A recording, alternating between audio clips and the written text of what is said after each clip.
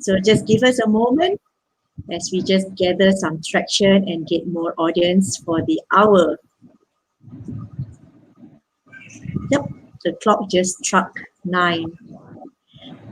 All right. We shall begin episode number 20. It seems to be very important to me, this episode number 20. Of course, it's only important for the mother, right? When a baby's celebrating their birthday, only the mother is excited. So since I'm the one who gave birth to this show, I'm very excited and no one else is as excited as I am, which is totally fine. So this episode number 20, it's quite special because for the first time we are having a recurring guest. You saw her in earlier episode, maybe it's episode 4 or 5 for branding. And now she's back, Sonia. Hi, Sonia. We'll just Hi everybody. We'll just get back to her in a while. I'll do her very, very worthwhile introduction a little bit later. So for today, I would like to just bring your attention, if I may, to the fact that it's episode 20, which means I survived 19 episodes of Shine at 9. And it's been a wonderful, wonderful, great journey. And as you know, Shine at 9, I am Geraldine. I've never actually announced my name on show before. That's one thing I realized after 19 episodes. And I'm from a company called Back to School Co. And hey, essentially, we are the creators of Shine at 9. So what is Shine at 9? It's essentially an edutainment program where I host a bunch of guests who are experts in their field. So they come on board and they share their expertise, their talents, and their knowledge in certain areas like digital marketing, like branding, like image, and other mostly business topics. Because honestly, that's what's interesting to me. But of course, I'm open to welcoming any guests that would like to come on board. Okay, so today we are also introducing a new look. So if you've seen my show before this, you can compare it with what's going on right now, with what you're seeing right now. I've moved things around on the screen. Of course, you can view this on Facebook Live. If you are watching from Facebook or on YouTube for that matter, on Facebook, please click like, say hello to us. We are all friendly people. We would really love to have a chat with you. This is an interactive session after all. And if you are so willing, so kind to do that for me, click on share, post a watch party, or even just share. It will be that simple. Yeah, so if you would like to suggest or comment or praise me for that matter, for the new look, you like it, you don't like it, let me know. All feedbacks are appreciated. If I like your feedback, hey, I will mention your name. And if I don't, when I see you in person, I'll give you a slap. Okay, so celebrating our 20th episode with me is a special returning guest. As I've mentioned, she recently spoke about her daily mantra. And she said that her daily mantra is an attitude for gratitude. So in line with that, Sonia dear, I would like to say thank you, that I'm truly blessed to call you my friend, and also to thank you for your willingness to return to Shine at 9 and sharing with us another crucial topic for the evening, yeah? And moving from that, I also need to say my thanks to Tribal Asia Skincare. Why? Because they're sponsoring this episode tonight here. Tribal Asia Skincare is a social enterprise, a company that has formulated skincare range that heals and gives serious results for all, including children. So wonderful stuff. Check out their fan page, which is fb.com/Tribal Asia Skincare. There you go. All right. So thank you, Tribal Asia Skincare, for your sponsorship tonight. All right. Coming back to my guest. All right. I am going to read out her credentials. So let me do her justice. Hold on, yeah. I'm also not a pro. Okay, let me do her justice. So Sonia is a HRDF certified trainer and is passionate in developing minds and inspiring people to reach their optimal performance in the field of branding, sales and marketing, business development and strategy, and operational excellence. I know her well. She speaks several languages and dialects. She speaks Chinese better than I can. Sonia is able to communicate on various levels to a wide spectrum of people. Wow, that's really a mouthful. Hi, Sonia. How are you tonight? I'm fine, thank you, Jerry. So I'm so happy to have you here with us tonight. I understand that you've got something really special and possibly controversial for us tonight. Well, life is all about spice. So without spice, you have no life. I like the rhyming. Okay, if those who know me, they know I love puns. So that's beautifully said, beautifully put.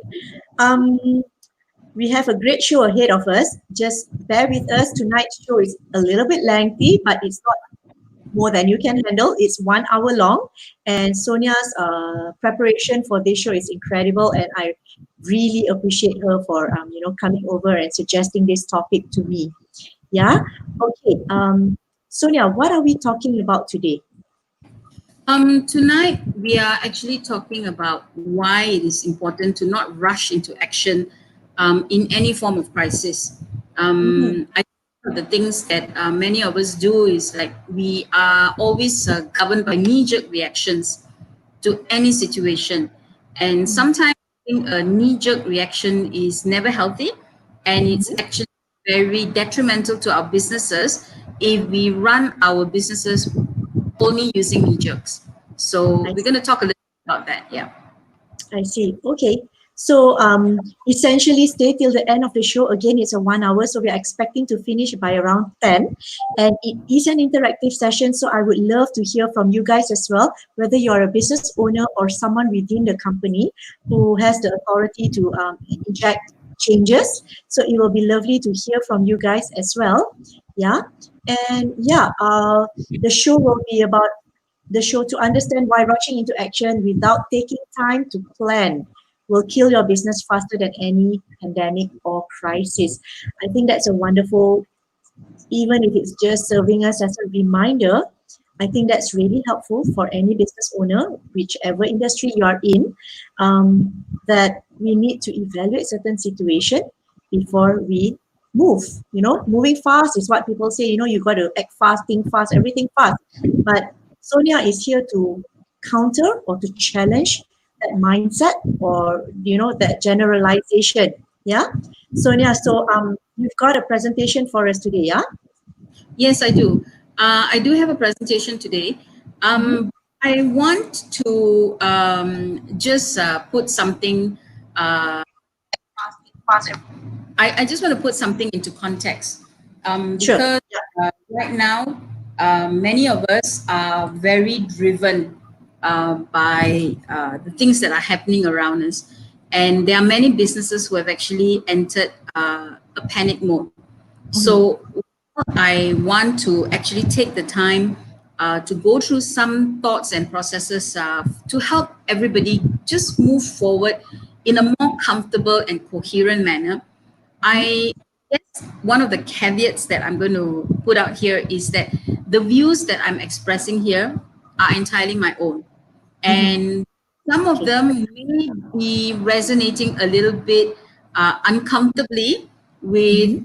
well, and there are certain people who are out there who may be watching or may be spreading this around who might take a little bit of offense to some of my views. And it is perfectly okay. Mhm. To put it on record that I'm not here to disturb anybody's business. I'm Mhm. not here to, shake the status quo. I'm not here to put sand in anybody's rice bowl. I'm just here to share a couple of opinions that I personally have on some of the pitfalls thinking of rushing into things without thinking things through. Mhm. And very dangerous thing to do when you are in business and when you are going through a difficult, challenging time.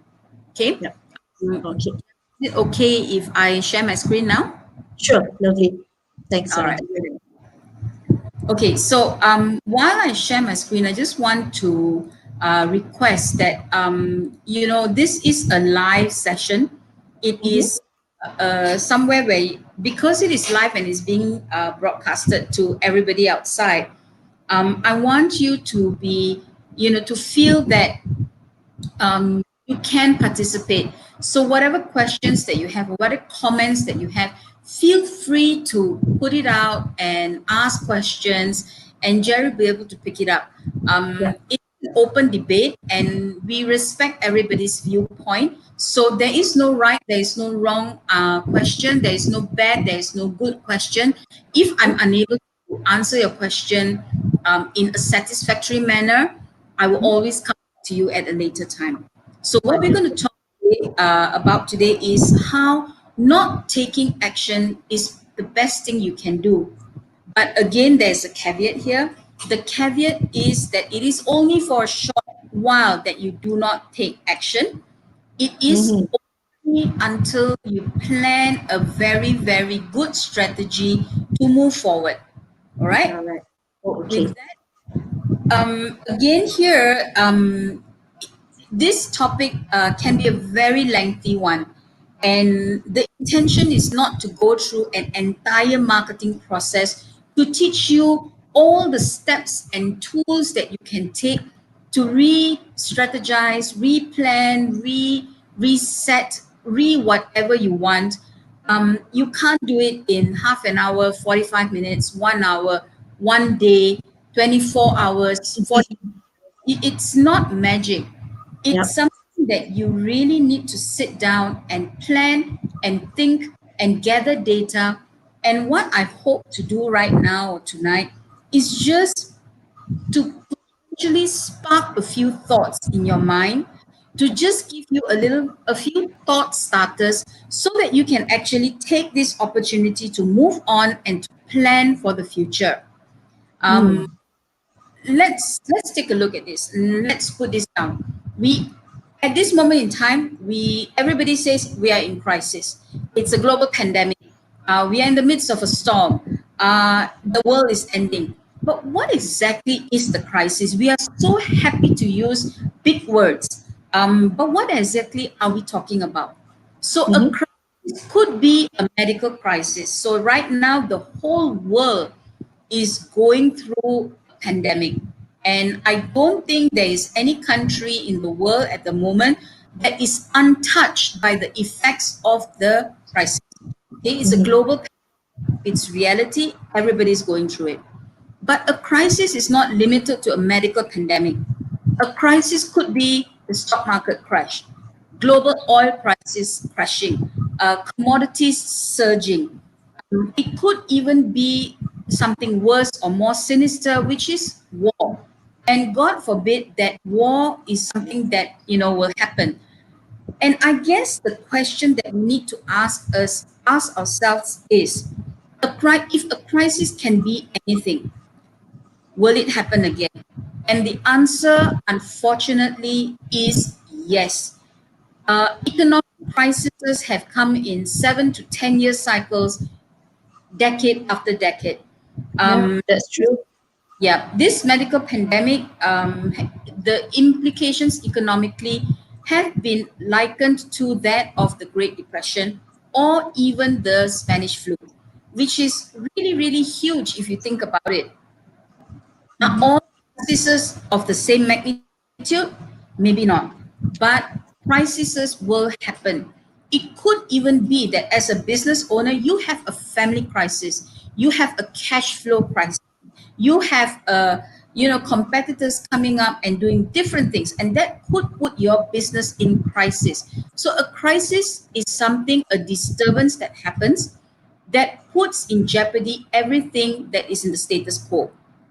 Now, this is deliberately done as a messy slide because, it is a messy situation. And right now, everything that is happening, there's so many, so many jargons that are being thrown about. We are in a situation of flux, as disruption. We have the new norm. And out of this are capitalists or people who come up to capture the moment or seize the day in their books by offering you so many things, so many options. They offer you to sell you or to give you $1 million techniques on how you can excel. And they use terms like limited time offer.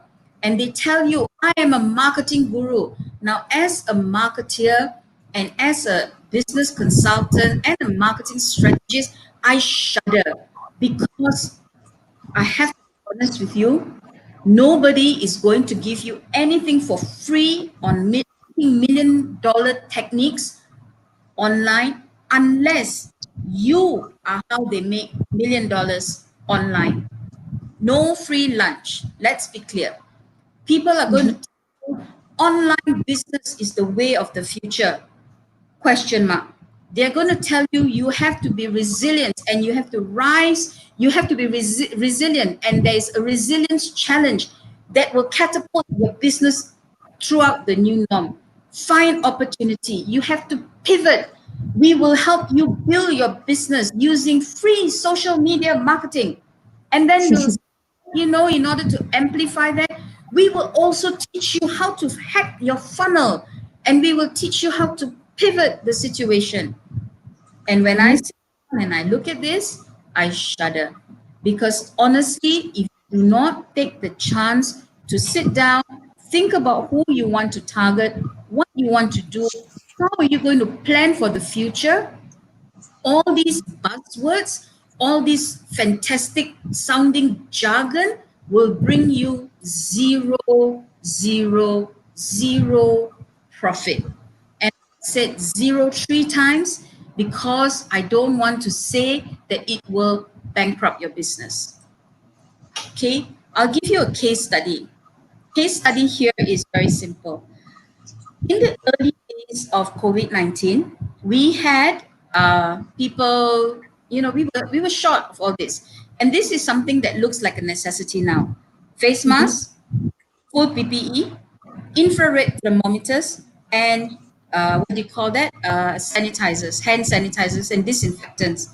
Disinfectant booths were the craze. Every mall, every business wanted to have that. And then that idea died.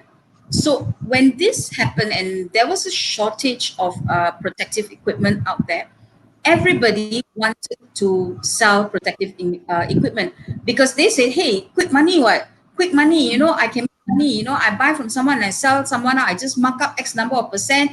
Everybody is looking for it, sure can sell, foolproof business, 100% make profit, and so on and so forth. So everybody's father, mother, uncle, auntie, cousin, dog, cat, hamster, pet snake, everybody's car was all about selling masks, selling PPE, selling infrared thermometers, selling hand sanitizers. And you Mhm. know the part, some alcohol distilleries um, went all out to retrofit their breweries to produce hand sanitizers. And some of these changes that they had made in retrofitting were pretty expensive and could not be changed back to the original specs in a short period Wow. of time. That they had to invest to retrofit and they had to invest to go back to the original. And they changed their breweries to produce hand sanitizers. Guess what happened? What? Now there's ample masks, there is ample infrared thermometers, there are ample hand sanitizers, and these are existing long-term players within the industry who are now back in full force, able to produce and meet the demands. There are now ceiling prices that are being set to all this equipment, all these items, and those people who went and took out their life savings to go in and capitalize on this trend, they went bust. So what happened? They basically lost a lot of money. It's very Mhm. sad.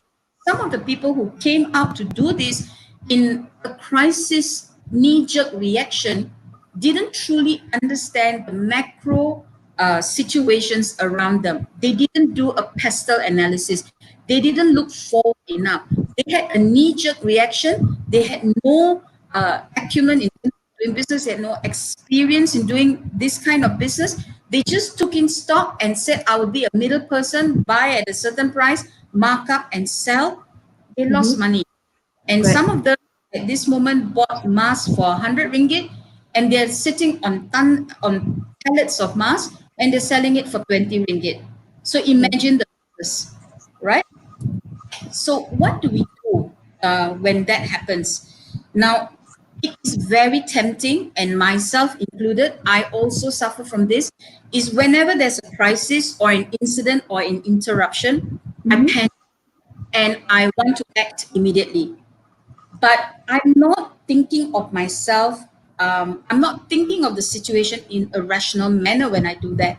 So the first thing we have to do is resist the urge to simply jump into action and things happen differently. We just really have to keep calm, no matter how difficult it is. Take a few deep breaths, breathe in, breathe out, take a day to, just gather your thoughts and think about the business. And Mm-hmm. what is ask yourself so many questions. It is never easy. Now, many people went out and they said, I need to advertise, everybody's online.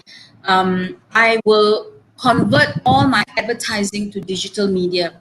Question mark is everybody believing everything they read on social media? Is your messaging clear enough? Is this really the right platform for everybody? Yes, a Mm-hmm. lot of people were on social media, but what kind of information were they looking for? So you really, really need to take the time to sit down and dissect one by one, understand each and every function and role of your business. Take the Mm-hmm. time to dissect each and every level. One of the first things you need to understand is in order to survive in business, you need cash flow and profit. You cannot jump in, change everything, forgetting cash flow and profit, because profitability at the end of the day is what gives you the money to go on. So you need to understand that. You need to take a look at understanding your own business. You need to see what is the business model. Earlier on, I talked about some microbreweries who had jumped in to convert all their equipment to produce hand sanitizers, medical grade hand sanitizers, and they were using ethanol and certain ingredients which were, well, I would say not really safe to be consumed. Okay, Right. and they put this into their whole line, and they were busy selling hand sanitizers, but they failed to realize during a period of lockdown people didn't automatically stop drinking. They were more tuned Right. to buy something online. So Mm-hmm. if they had Mm-hmm. set and think about, okay, this is my business. I'm in the business of producing beers. Rather than to retrofit, why don't I find an online portal or to make available using deliveries? Because during the MCO or lockdown globally, deliveries were still allowed to be happening, and people Mm-hmm. still sell their products on a digital scale using deliveries. Right. So they didn't have to shut down their business. They just needed to find a new distribution channel. Mm-hmm. So understanding the needs of their business, what can be changed, what needs to be changed, what should be changed, all requires thinking. Okay. And the next thing you would do is understand your competitors. You would look and see, oh, okay, is my competitor A also changing to doing hand sanitizers? Or is I have 10 different competitors in the market. If all 10 are changing their business model to the same thing that I want to do, then again, the point of differentiation, how would you stand out in an area where you don't have the experience? So understand yourself, your business models, what makes it tick, what doesn't make it tick, and then understanding who else is going to be new. Are there existing players who have been entrenched in this business that you will be going head on against if you decide to move into that? And is it a short term change that you're looking at just to tide you over, or is it a longer term change? So you need to understand how your business plan is going to grow. And trust me, this is not something you can do in 1 hour, 10 hours, 24 hours, or even 48 hours. You really, really need to sit down and plan this end to end. And you can either do this on your own, or with your business partner, or with a trusted group of people within your team. After you have understood your business and your competitors, you would then need to have a look and understand the audience, the consumers. How do they think? What has changed for them in life? Now, if so much has changed, I will not deny that this particular global pandemic has changed the behaviors and trends of the audience in so many ways. All of us are affected one way or another. All right. I don't deny that. It is a fact. I can't deny that things have changed. But Mhm. to what extent has it changed? And for how long will it change? I always say that we will never go back to the normal we once knew. Never. It will never happen. Right. 100% to the levels that we knew life to be. But we may go back 10%, or it could be 50%, or even 70% back to what normal was. There will be new norms. There will be new things that we have to adapt and adjust. It is the way of the world. But how are we going to change? And which are the habits of the consumers, of our shoppers that are changing to resonate with our product? That one we have to see. So we need to understand them very well. And these are just some thought starters. When we are in a in a crisis situation, this is Maslow's hierarchy of needs. Okay, everybody knows this, and everybody knows that at the base of this is the physiology, and at the very top of the triangle is about themselves. Okay, it's about acceptance and experiences and self-love. This hierarchy will not change, but the different components and the way these components will reflect in our life may change. Okay, so Mhm. let's take a look. Some of the things that we need to understand as what may change and what are consumers probably having to change in their lives. And again, I have a caveat here. This is my own personal view. Uh, and this is actually put together based on reading a lot of information that has been publicized or published in research papers. I've got information here from Nielsen, from Tanta, from the Malaysian Statistics Department, from MKN, Harvard, and many, many other literature driven sources that have allowed me to put this together. And this new needs thought starters will evolve. So, one of the things that has changed is that more and more entrepreneurs are looking for business survivors. Finances is going to be something that is going to be at the top of everybody's mind for months to come. People are going to want to know, how do I earn a second income? How do I solidify my financial standings? Now, obviously, technology, connectivity, social media, these are big. This will continue to be big. People are working from home, and whether we like it or not, after what was it, 80 days of having working from home more or less, we are pretty comfortable in terms of having meetings online. So while now we are able to have face-to-face meetings, some of the meetings will continue to be done from home. You will want you A lot of us are now happy that we don't have to get stuck in a traffic jam to go for a meeting. I'm one of um, those. exactly, and Yeah, so I'm am one I. of those. Yeah. And not only the traffic jam, I save on parking, petrol, toll, you name it. Yeah. And I don't have to I be in save the on hot time sun and getting it's ready. fatiguing. I save on time getting ready. Yeah. Okay. Not so much me. Right. Yeah, Okay, and I do agree on this. Yeah. yeah, and some of us, when we are so used to working from home, many of us have actually started to invest in technology that will help us work from home. For example, in the past, some of us would just use any chair on the dining table. But Yeah. now, because we're sitting at our dining table a bit longer to work from whatever, or we've refurbished a work desk in our office at our home, we would want a slightly more ergonomical chair. We would Mm. need to invest in, I don't know, some light source, or for example, I'll give you an example, a light source like this, or for example, a microphone, or could be anything, higher speed internet. We would be investing in those kind of things to make the working from home experience a little bit better. Yeah, We would even the purchase of a laptop, a notebook. exactly, Yeah, exactly, yeah, a higher specs notebook.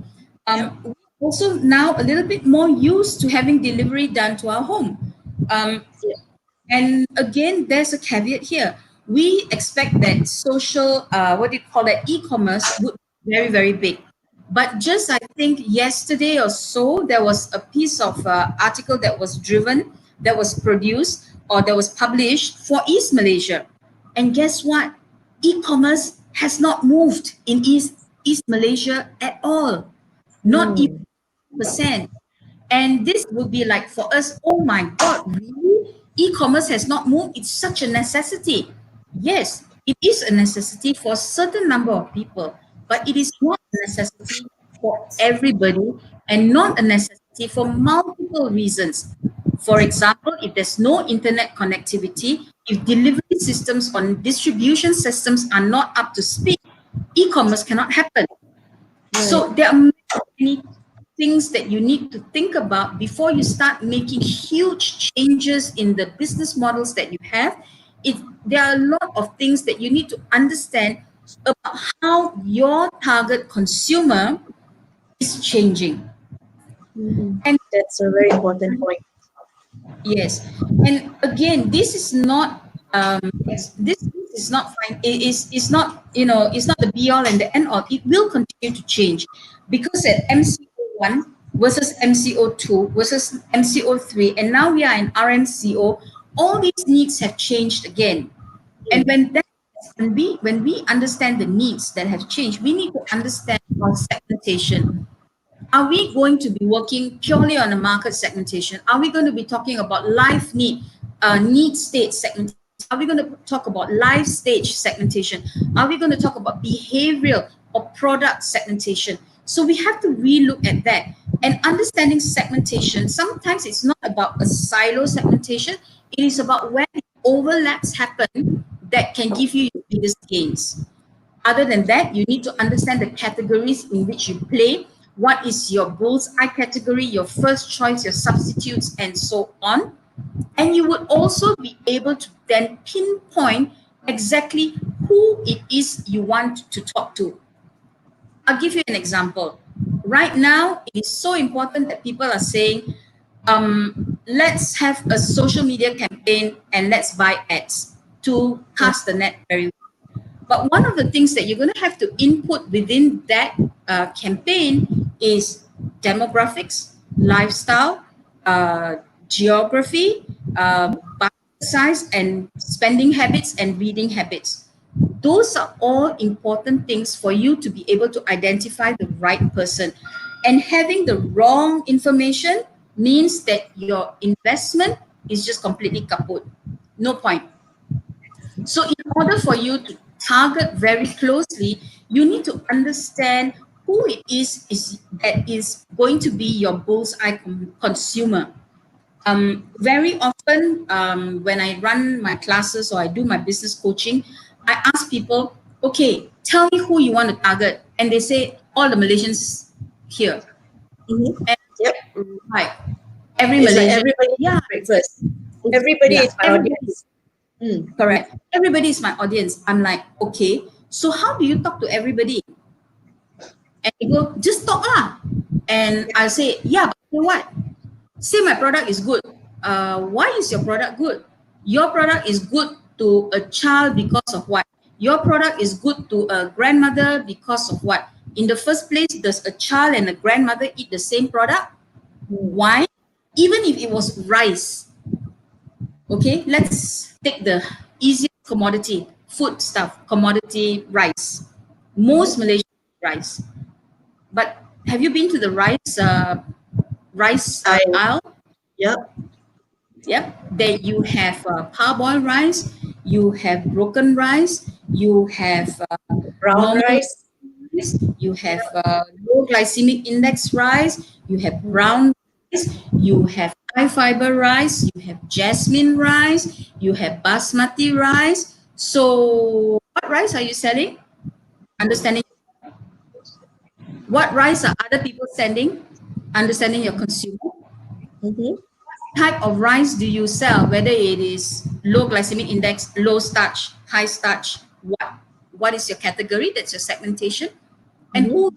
the rice? The health conscious person may choose a brown rice. The easy to eat category may want a broken rice because it's easier to make porridge. So yeah, you're selling rice, but what kind of rice and who are you selling it to? So you Yeah. have to be very, very specific. And also, when you have a very specific target, you can tailor make your message. I'll give you an example. And I hope your sponsor will not scold me for doing this. It's just so happens that it's a good analogy, and hopefully Shoba will understand what I'm saying. For example, right now the sponsor for tonight's show is Tribal Asia. Tribal Asia is natural skincare that has been proven to give very good effects to the end user. And this particular target that Tribal Asia is looking at is not the target consumer of people who want whitening products, because as far as I know, Tribal Asia doesn't do whitening products. They are Mm. very careful in their ingredient selection. And a Yeah. lot of whitening products, some of them have bleach, some of them have mercury, and so on and so forth. And this is not where they're playing. So Tribal Asia doesn't have whitening products. So they would not speak to the people who want whitening, fairness. Those they will be talking to people who want natural products. It's a different psyche. So Yeah. naturally, they target this particular group of people, they would be leaving out everybody else. And their target consumer would not be every woman who wants to look beautiful. Mm. Does Mm. Because they are specific, they need to have a very specific target audience. And the Mm. people who are on Tribal Asia who've experienced it will then be able to become advocates of the brand and spread it to like-minded people. So that's Yes, that's right. just on one brand. Okay. Mm. I hope Mm. I didn't bore you with that. No, actually, that's a good insight because as business owner, we need to understand that hey, especially I see this problem. I call it a problem. Yeah, I see this problem with F&B owners every time because my background is digital marketing. When I speak to them about targeting for their restaurant or a cafe, they'll be like, everyone. I said okay, but you do not have unlimited amount of ringgit to spend. So let's drill down a little bit more. Then I look at their menu and then I look at their environment. Okay, you're a family friendly environment. Is that right? Yes. Do you welcome kids? Look at how extensive their kids menu, for example. And then I drive it down from there. I think definitely this is a very important reminder. I always keep saying reminder. I'm not saying business owners don't know this, but sometimes they forget. And this is really very crucial, this bullseye consumer understanding Yeah. of it. Yeah, thanks. Absolutely, because one of the pitfalls about wanting to advertise to everybody is it becomes very expensive. Yeah. Some businesses, some people that I know, and again, this is going to probably offend certain people. They say, I spend $1 million in terms of advertising. My sales grow to $2 million. So from $1 million now, I get $2 million. Are very successful. Mm, I just sit down and I go, right. In order for you to get $2 million sales, you spent $1 million on advertising. mm-hmm, Right. And that too, one channel of advertising, probably a mm, funnel. mm, And like, right. And you are very happy with that? Yeah, because my revenue is 2 million. I'm like, right. So my question to you is, what is your profitability? I come from a very results orientated background. If I'm going to spend a million, I want a $10 million return or $5 million return. I'm yeah, not going to be with a 50% increase or a doubling of my business because I have other costs to pay. I have the product costs, I have my staff costs, I have my overheads, yeah. costs. There are a lot of other costs that goes into it. So while I may have got $1 million, uh, I spent $1 million on advertising and I got $1 million extra in sales. I still have to use $1 million to pay my staff, operating costs, my raw materials, my packaging, my distribution, and what will be my profitability at the end of the At day. the end of that, yeah. So again, I'm not saying it's wrong. If you need a really strong boost, then by all means go ahead. But my my humble request to all of you is when you set targets and you decide to spend a certain amount of money to get a certain number of results or certain amount of results, is to actually start calculating what your profitability is going to be at the end of the day. And 50% of your budget going into advertising, it's not always the best thing you want to do, because the conversion cost or the cost of getting that consumer to buy from you is a bit high. If it's 50% of the total everything. But Yeah. Sonia, if you spend 1 ringgit to get 2 ringgit, I still think it's okay. But when it goes beyond a certain figure, doubling it is just not good enough, because like 1 million ringgit just to get 2 million, it's 1 million you can actually do so much, and Exactly. all you did with that was doubling it. I think something is off somewhere. Exactly. So It's not 1 ringgit to 2 ringgit. Yeah.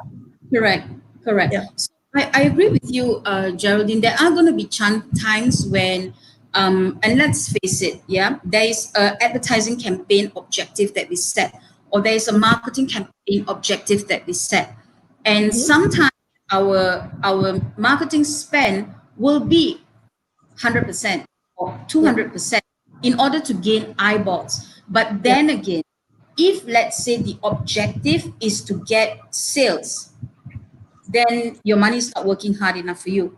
But if your objective is to get eyeballs, increase awareness, increase branding equity, then perhaps yes. But let's also be realistic. At the end of the day, there's only so much money that you can spend for glamour.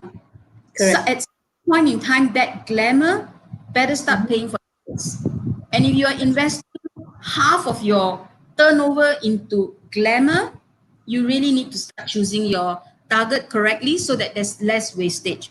I'm not saying that don't advertise or don't spend money in terms of marketing. I'm asking you to conserve your marketing budget, to target a lot more sharper, so that same amount of money is able to give you much more returns. And Correct. for you cannot just like Malay in Malaysia, we always say pakai hantam.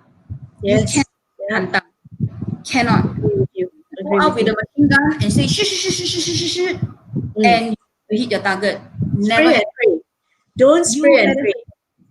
correct. Unless you've got very, very deep pockets and you're not that result oriented, or rather, not you, your boss. Yeah. But I can tell you things are changing. For every dollar of advertising money put into the field right now, we are expecting at least $10 in return. So we are capping our budgets to only 10% to give us that same amount. Because wasting money is unforgivable now. Right now, we are chasing the profits. We are chasing the bottom line. We are not chasing turnover, because there are other costs under turnover. Okay. Once you have gotten all that and you have your target, then you need to re-evaluate and validate your portrait. You need to validate whether what has happened in the past is still valid. Chances are, post this pandemic, things have changed. But how much have they changed? Change 50%? Highly unlikely. Change 50%? Possibly. Change 60%? Maybe. Don't know. And for how long? So, knee-jerk reaction gives you immediate change, but is it sustainable? And these changes that are happening now, this influence that are happening now, will it be there 3 months, 6 months, 1 year, forever? We don't know. So now is a time for us to completely to take this opportunity to really sit back. Don't take action yet. Just map everything into position and understand the end-to-end efforts of what we're doing. come up with clear, concise insights, and reevaluate our bullseye, meaning the needs, the who is your target, why do they do it, and how do they do it. And then you put your money where your mouth is, and then you gain a lot more in return. So yes, that's all about it for me, Jerry. If there are any questions, we can take them. And of course, these are some of the office, the services that I offer. I think that's about it, I guess, from my end. All right. Thank you so much, Sonia. Sonia, if you don't mind, I was just staring at your one of your last slides there. Mhm. Would you mind putting it up once again? Which one? The one with the three kinds of consumer after the bullseye. Okay, just a minute. Let me open that again.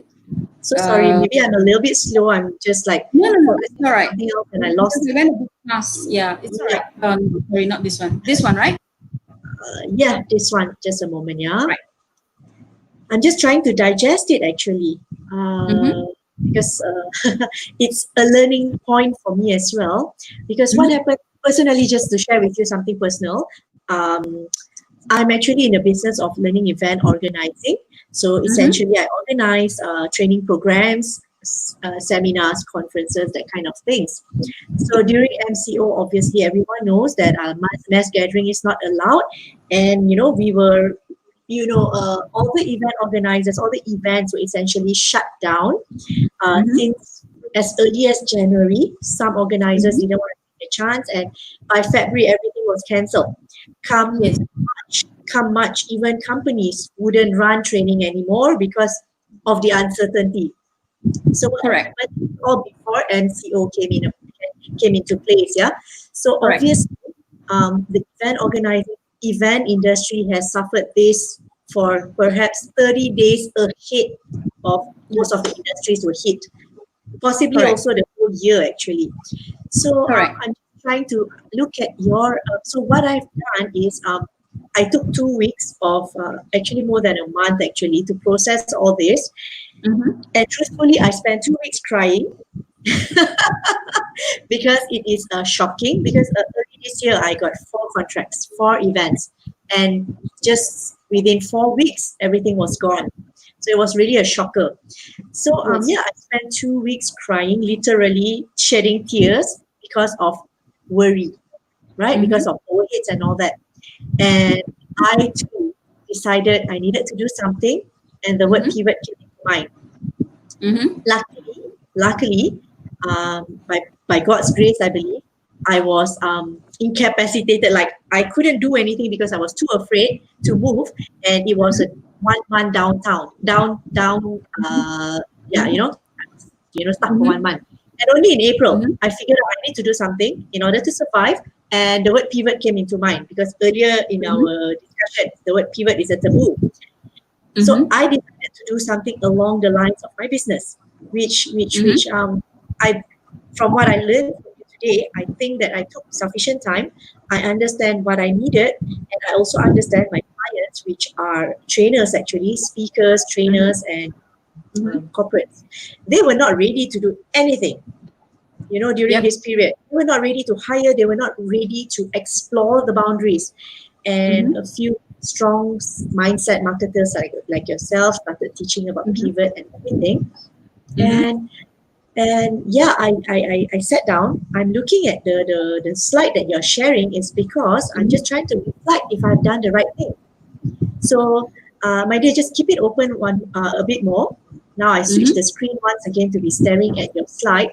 So Yep. trying to Got it. reach the bullseye consumer of my company, let's say, yeah, I'm putting myself in the spotlight right now. So the Mm-hmm. consumer portrait, I'm not understanding how to bring this to my business. Can you explain that a little further? Okay, so who would be the ideal? So I guess before you go into the consumer portrait, is for you to take a look at your own business. What Mm-hmm. is it that you're offering? If you are offering, if you're a training provider or you are a training events organizer, Mm-hmm. or you are enabler, or if you are just or I don't mean or just, but I mean if you are what we would call an operations admin back-end handler where you Uh-huh. take care of all the relations, etc. Uh-huh. So Don't when worry you about say, mincing your word. I'm not sensitive about this. oh, no, You're no, being no, so cute. I'm not. I'm not. Yeah, I'm not. I'm not. yeah, yeah. I'm not trying to manage sensitivities. I think most people who know me and know my, they know that I'm not exactly the most tactful person. So don't worry about it. Okay, So yeah, it. I guess it's very important to define the space in which you want to play, and okay, who are people who would be the key people that you want to target. Are they top-notch speakers? Are they people who only want to do face-to-face training? And by we are probably going to be allowed to do face-to-face training really soon, or albeit in a much smaller environment. It's I think limited to 20 people, including the trainer. So it's 19 people in the room, 19 exactly. participants in the room. So I mean, things are changing, right? Yep. You need to identify who you are actually targeting at this moment in time. So that's a And consumer portrait. yes, yes. Okay, So, are you targeting the trainer or the training provider who is going to move online, or the person who only wants to do face to face, or a person who is going to run a hybrid training model, which is some of my training is going to be online, some of my trainings are going to be face to face. And right. then you really need to start understanding if, let's say, the person is now going to be a hybrid model. And I like to take hybrid models because more and more we are moving into a hybrid model for everything, whether it's Okay. media, advertising, social media, communications, even retail, it's hybrid, it's online. And Hybrid would be the O to O. O2O, not really. It is omni-channel. We would like to term as omni-channel, where you use multiple levers, Okay, multiple channels, multiple streams of doing business. So you would okay, maybe have the store, and the rest of your business would be on social media or online, where you would okay. be on place, etc., etc. So it depends. So let's assume that your target would be somebody who is in an omni-channel or hybrid model, half face-to-face, half webinar.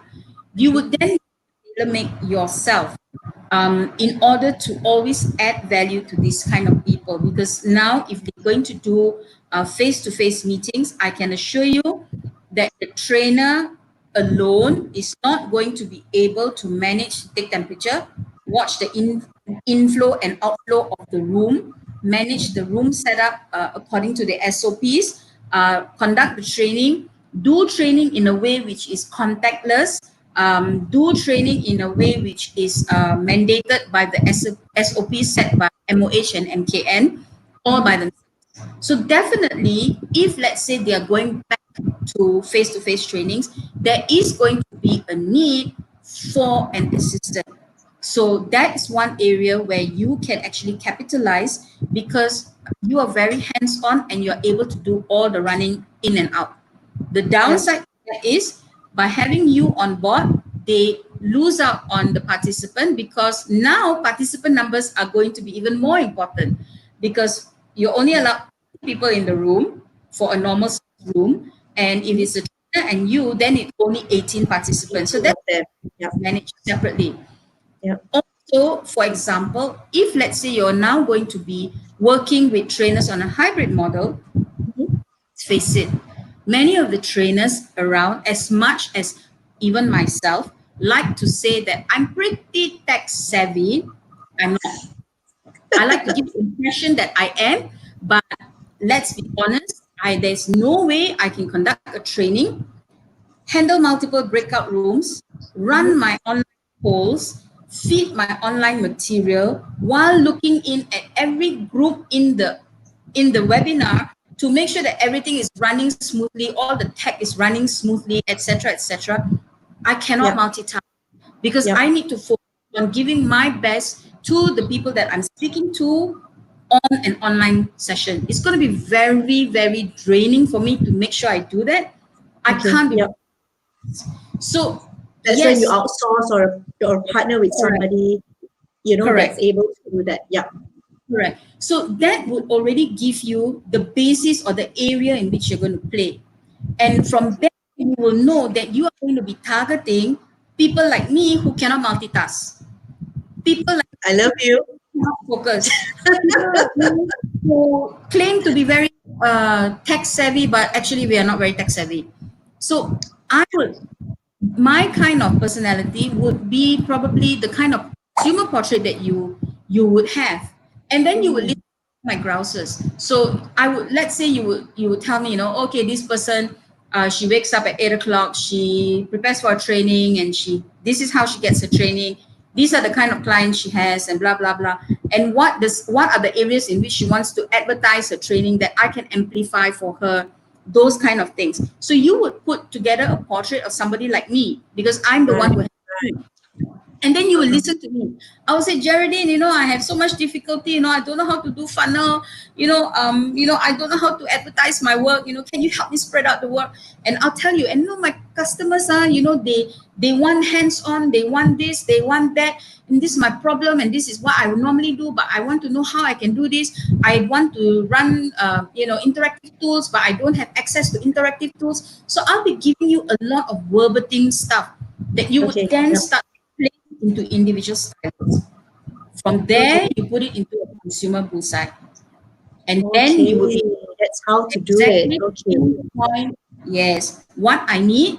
And when you start approaching companies that need this type of services, you already know these are your pain points. This is what you're going to be struggling with. This is how you normally talk to your customers. This is the Mhm. language you normally use. And therefore, this is your solution.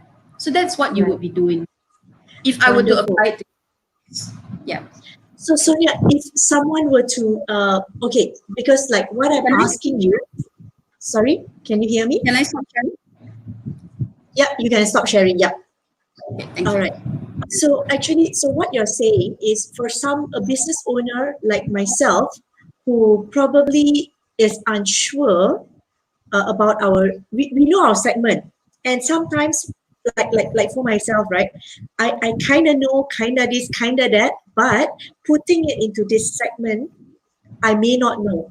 So if they were to connect with you, you will handhold them or their company, maybe a few of them, to do this, Yes. to figure out their bullseye, yeah. I would. Yes, I would actually. So this is Okay. something that we do quite often.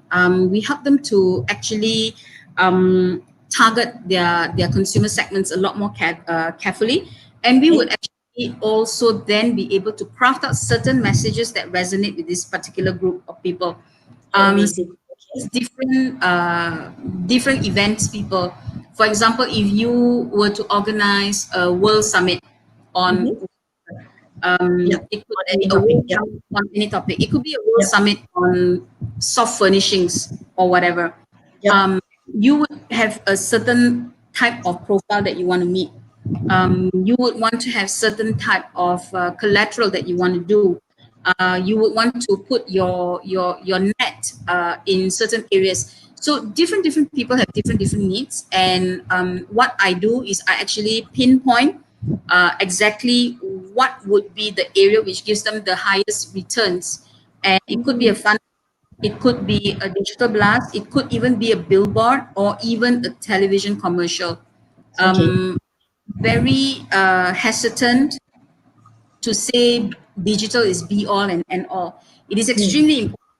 I will not deny it, Yep. but there is a science behind it, and it may not be right for everybody. Mm. Yes, most people are connected digitally, but it doesn't mean that they are looking at what you think they're looking at. All the more reason it is more important to focus, because the digital world is even more fragmented than your television and your radio and everything else. So to identify your customer or your target more appropriately is even more crucial if you are planning to go digital. Yeah. So yes, we Agree would with do you. that to understand them. Digital is just a medium for me. It is an important medium, but it's just a medium. And if you Yeah. don't apply common sense and strategy in it, you're basically wasting a lot of money. So if you want to run a digital campaign without thinking, my advice to you is please don't run it. Please use that money to invest in your business in other ways, because it's probably you're not going to see any returns coming from that if you Yep. don't. Sonia, this is also something I advise or I share with my clients actually, because every time, this is before this, yeah, every time they engage my team for social media management, and of course they'll be so excited and gung-ho about reaching out to everyone for the reason that everyone is on Facebook now anyway. So Yep, here I correct. put a stop, I will jam the brakes and, kill their joy by saying that, okay, first share with me what's your ongoing on-ground marketing campaign. For example, they are a retailer in a shopping mall. So I'll be very realistic with them, saying that, it's more important because you have a storefront, it's more important that you capitalize on your footfalls. So here I Correct. will ask them, what are you doing for, let's say, the Raya campaign for the National Day that's coming up? Social media can only emulate what you're doing on the ground. It is Correct. actually like a mouthpiece. So of course we Correct. can run different campaigns, but the campaigns online is to support on the ground. Yeah, Correct. so we can have different campaigns like this photo contest, the most likes, blah blah blah blah blah blah, within the realm of FBIG that's most popular. But it cannot get off the ground, and you cannot see sales when you run online campaigns like this. And that's Correct. a disjoint in marketing strategies. Correct. And that's I think, insane. Yeah, that's mhm, just insane for a business owner to do this or to decide that digital marketing will bring them money. It's crazy. correct. Correct. If I may just if I may just elaborate a little bit more on that. Mm, very often, we try as individuals or business people, we have certain pages, and we try and we hear things like engagement.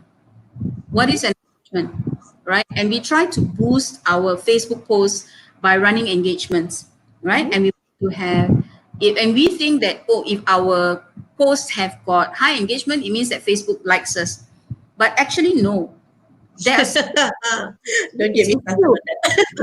Yeah, yes, it's true. It's true. A I'm lot of very people don't enthusiastic know about this. this topic.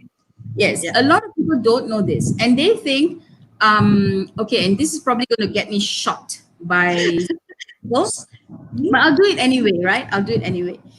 Um, there are very often people who say, "What do you think about this? Either A or B. Tell me either A or B." Mhm. Don't like, click like, love, share, hug. Mhm. If this is called fishing for engagement, and Facebook hates this. Mm. Facebook Okay. with them.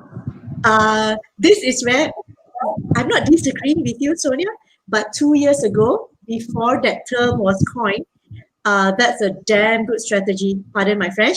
Damn good strategy for engagement, and we do it until Facebook decides to clamp down on that. Yeah. Correct. But that is why you have to think before you do. One, Yeah. the irony is all the marketing gurus that are out there, the self-proclaimed marketing gurus that are out there, who are out there to sell you sure win uh, social media marketing tips, sure win digital marketing tips. They may Mhm. not be teaching you the latest, because Yes, correct. every single social media platform changes algorithms without informing you. Yep. And it doesn't matter Yeah. whether you've been for a digital training 1 year ago, 6 months ago, it's probably obsolete. And if And it that's why I always insist on a practitioner trainer rather than a trainer trainer. This is exactly, my criteria. It is and because social even media is a different game. Yeah. correct, and even practitioner trainers don't update their skills. Let's face Mm. it. Let's All right. face it, it's true, it's true. Yeah, because I'm it's particularly NC or OCD when it comes to social media because social correct. media changes every 2 months if you're lucky. Otherwise, it's 2 weeks. Yeah, Exactly. yeah, And exactly. it's more Yeah, often than not I two agree with weeks. you. It's Mm, more often than not 2 weeks. So you put exactly. up a post, you put up 4 photos, choose one, click like. Facebook hates you. They'll block Mm. your post. You think you're getting engagement because all your friends are like, liking. But at the end of the day, your target audience is not seeing it. What So what what? did this? What was this called? I hate doing this, so I never cared about the term. What is it called? Phishing or clickbaiting? Clickbaiting. I yeah, I kind of hate that term anyway because I never paid attention to it because I never do it. I never practice clickbaiting, Yes. especially on fan page because on private page, you can do a lot of other methods. But on Correct. fan page, the moment Facebook dislikes you, it's very hard to recover.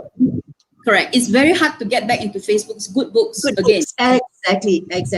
So, So, and yeah, yeah, absolutely. And yeah, unfortunately, people who sell this technique, the people who attend these classes, they mhm, don't understand that there's an algorithm behind it.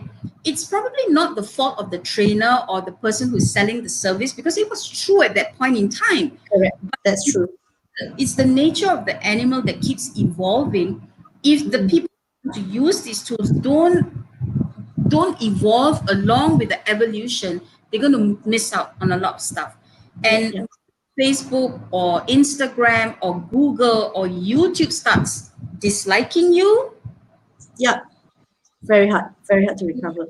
very hard, very, very, Okay, very.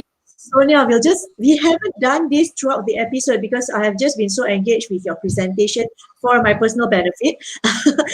First, we would like to say hello to everyone who's joining. We have passed 1 hour, but I'm going to let the time run because I'm having such a good time learning from Sonia. So first of all, hi and hello to everyone who's spending TGIF with us. Yeah, we understand that, of course, some of you can already go out and you would rather go out, but for me, I'm still staying home. And thank you for your comments from earlier on. Stuart, agree with Sonia, there is no free lunch in this world. This comment came in much earlier during your presentation. Yeah. And there's a hi, hello for you, Bip Lob. Yeah, Liao is saying, well said as well. This is much earlier. I didn't want to interrupt your presentation because your slides are going on a big screen. Yeah. Dr. Tim also said, wonderful. Sharon, in agreement with you. This is where I'm laughing just now and I showed my big mark. Oops, where did it go? This is a big mark. It says princess. And if you notice, this is a recurring mark. In most of my episodes, I drink from this mark because I get very thirsty. So don't laugh at my big mark, Tim. You might want to introduce something like this in your show. Hi, Maggie, TGIF. Okay, so here comes something good. Tim is saying there is no such thing as a showing method. Yup, we are in agreement of that. Try marketing my housing projects. Oh, of course, he's a realtor. Yeah, realtor. Is that right, Sonia? He's a realtor. Yeah. Try marketing my housing projects using strategies used to market durians or cosmetics. Okay, I would, Tim. Okay, Tim. How do I say this? Marketing. There are some people who are just very good inborn marketers, and when they touch in marketing strategies or marketing campaigns, fly. Okay, but there are the rest of us like me who are not marketing geniuses, and we really need to understand and take the time to study and take the time to apply. There are so many things out there that is based upon common sense, gut feel, but more importantly, it is based upon fact, data, and consumer insights. As long as we remember that the consumer or customer needs need to be met, and I'm not talking about if I'm selling a durian to a third middleman. I'm actually talking about selling a durian to the consumer, or in your case, selling a piece of property to the end customer. And I know you are excellent at this because of your track record. And you have actually done so much work to understand the end consumer, the psyche of the person buying it, whether it's for use for retail or for commercial or for own stay. You have done so much work in doing this, which is why you have become an ace in your area as a marketer for property. And you have understood your marketing niche, but it didn't come like that. it took time to study. You studied trends, you studied locality, you studied bubbles, you studied requirements, and then you applied it. So while marketing in different territories have different levers to pull, the strategies and principle behind that would be the things that you would use to leverage across industry. Whether you're selling a LED light, a phone, A bottle, mug, a mug. mug, hairband, network marketing, membership, understanding the psyche of your end consumer. That is what is going to differentiate you as a marketer, whether you are successful in selling your product, whether it's a commodity or a lifestyle. Because if you don't get that right, you sell zero. That's my 2 cents. Yeah, yeah. Okay, I love what Sonia has shared, especially that bullseye consumer thing, because sadly, that people, business owners, not people, I can't generalize because we're talking about specific stuff here. Business owners tend to think everybody need them. So this is where we need to change our mindset to really understand who buys from us. So Sonia's made a really good point throughout the night, throughout the evening. So Sonia, if someone would like to get in touch with you, aside from replying to the comment box, and you'll be also chit chatting there after this, how else can they get in touch? Geraldine, I don't normally encourage people to put out my phone number in public, but I No, I won't put up your phone number. You're a lady, beautiful Sonia. Let's not do that. I was going to say only for this session you can, but No, safety first. We All right. wear our So masks and hide our phone numbers. all right. So the best way to get in touch with me right now is probably to PM me. You can actually like me on what do you call that? Facebook. You can PM me and I will be able to respond directly to you, and we can take it offline after this. Alternatively, you can also contact Geraldine, and Geraldine will be able to do the same. I guess I'm open to sharing. I'm open to ideation. I'm open to just listening to you. And this is something that I do. One of my greatest passions is to actually reach out to people to help them grow their business. And it doesn't necessarily come at a cost. Sometimes all it's just a cup of coffee. And now that MCO is over, somewhere outside. Yeah. You can just PM me and I'm reachable. I have no problems with that. Just tell me where you saw me and we can take it from there. Just leave a comment on this thread and just say hi, Sonia. She will get in touch with you.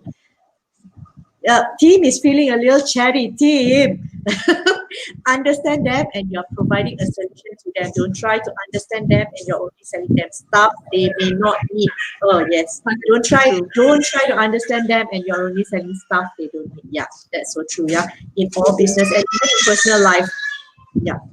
There's someone who taught me that in business, it's a bit like wooing a girl or a guy that you like. You will learn their habits, their likes, their dislikes, and then only take action, right? So marketing is a bit like that, in my opinion. Yeah. I think, Geraldine, one of the things that I know and I've learned along my career, and my career spanned pretty long. I've been in marketing a lot longer than 20 over years. And prior to that, I was working in a hospital because I'm a nutritionist by training. So I was hospital based as well. And also I worked in an advertising agency and I was a medical writer. So I've lived. I wasn't born by the time you started working, I think.